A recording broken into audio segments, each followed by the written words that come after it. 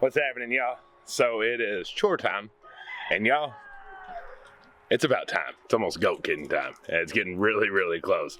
So I know a lot of people are first timers when it comes to goat kidding. This is actually our first time goat kidding. So we want to show you all some of the stuff that's going on, how we know it's getting close besides the obvious signs, and then just see how big our ladies are. Poor waddlers.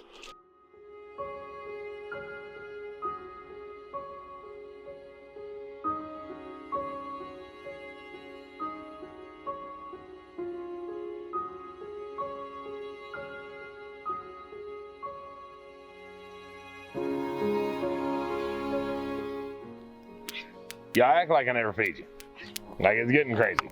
Hang on, let me get in here now. Back up. All right, let's go. There's mama number one. Look at you, Anna. Dang, girl, dang. What's up, Buster? And then here's Elsa.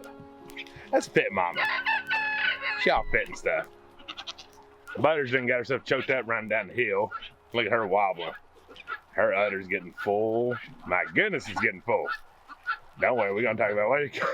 Come on, 3 pregnant mamas, let's go. 40 day, Elsa.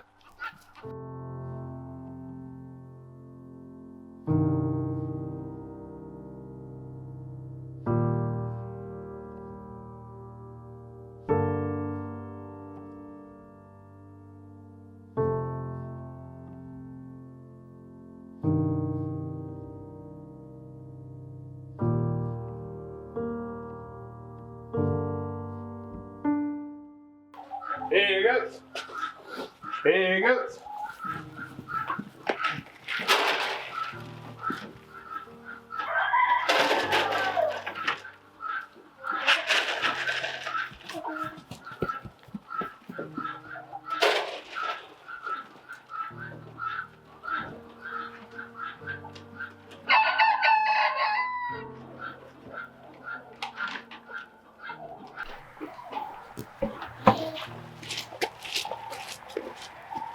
Say good to mama.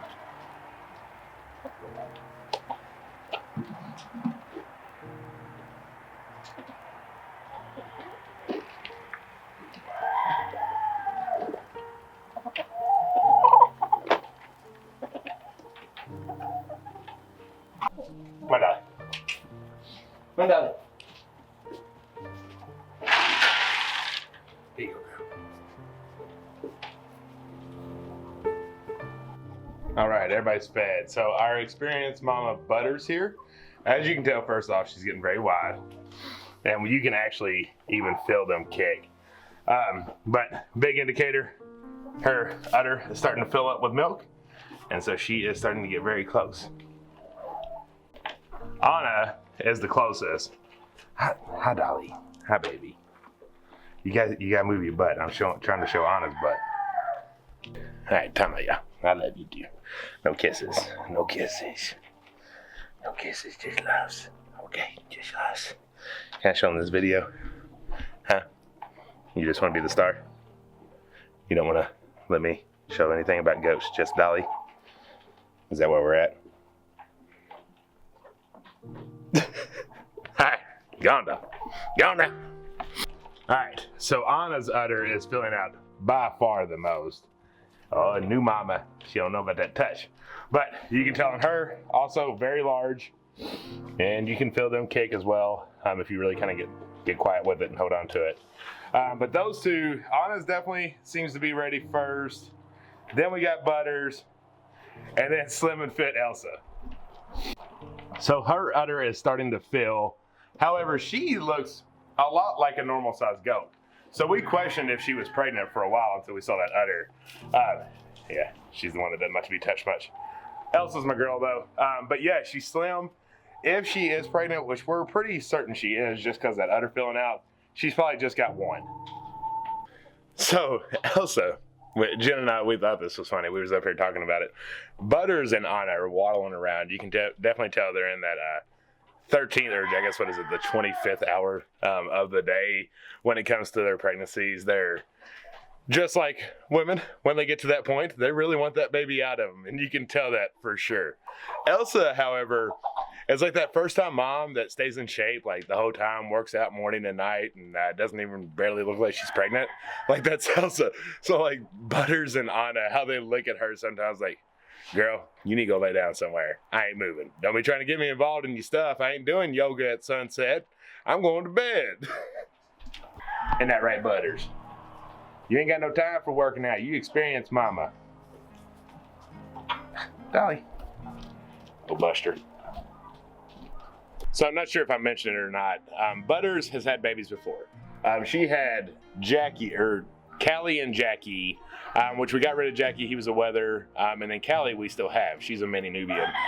So this, I think, will be our first time actually breeding with her size goat. Charlie bred her. So she's a full-blooded Nubian, which have the best milk in our opinion. It's the richest and it's the creamiest, and it's just amazing. But Charlie was a Nupine, so a Nubian Alpine mix. So they're going to be a little bit of cross. And then, ow, Butters, she bit me. But not a whole lot of fear for her because she has had babies before. Now Anna had baby. Her and Elsa were our first two goats that we had. Well, we had Elsa, Anna, Charlie, and Buster. We got rid of Charlie, and we still have the other three. They were our first four goats. We got Anna and Buster from Maya and Jess. I'm saying so many names, I'm getting myself confused. Maya and Jess at Roots and Refuge, and then we got Charlie and Elsa Lordy Day from Two Wild Onions in West Virginia.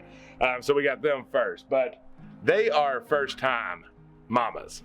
So with that is a little nerve-wracking because you're not exactly sure how they're going to be as mamas. So are they going to have any complications during labor?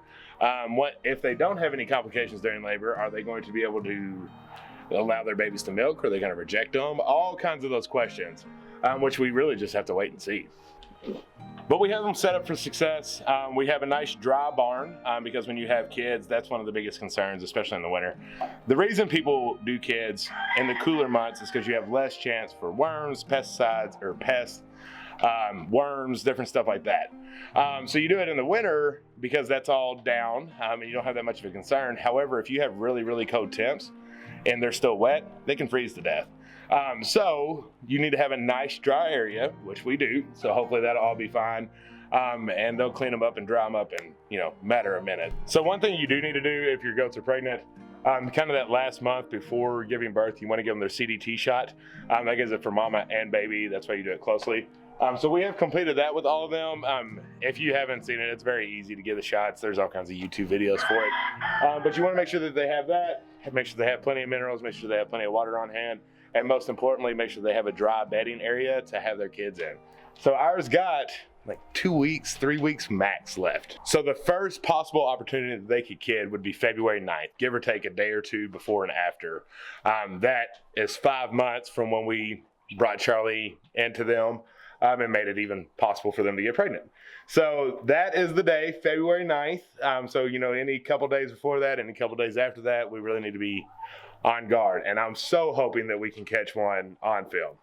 And for the sake of them beautiful babies over there, I want them to have their baby soon too, so they can get back to their young fit selves before spring comes. Get it, Butters. I feel you, girl. So for you all, if you're like, how does he know all that information? He's never done this before. It's going to be a lot of learning experience for us because you can do as much as you want, but once you finally have it done, that's when you actually truly learn. So some of the resources that we use to get ready for these kind of things and for any animals is we have a lot of books. So we'll get a lot of books and we'll do a lot of reading on that. But like for goats, like my go-to is Daniel Arms at Arms Family Homestead. He has a whole goat care area. We watched him way back in the day. When Lambert was a bottle baby and all that good stuff. He just has a lot of good information, a lot of good how-to specifics on how to keep your goats taken care of, and especially around kidding, because he has a Kiko goats, which are different than ours, however, burst birth. So it helps us be able to understand things, do what to watch for. We do have our long gloves in case that we have to be involved, however, we shouldn't. For the most part, they should be able to handle it and take care of everything on their own. Anna's looking at me. Hi, Anna. Yeah, I'm talking about you.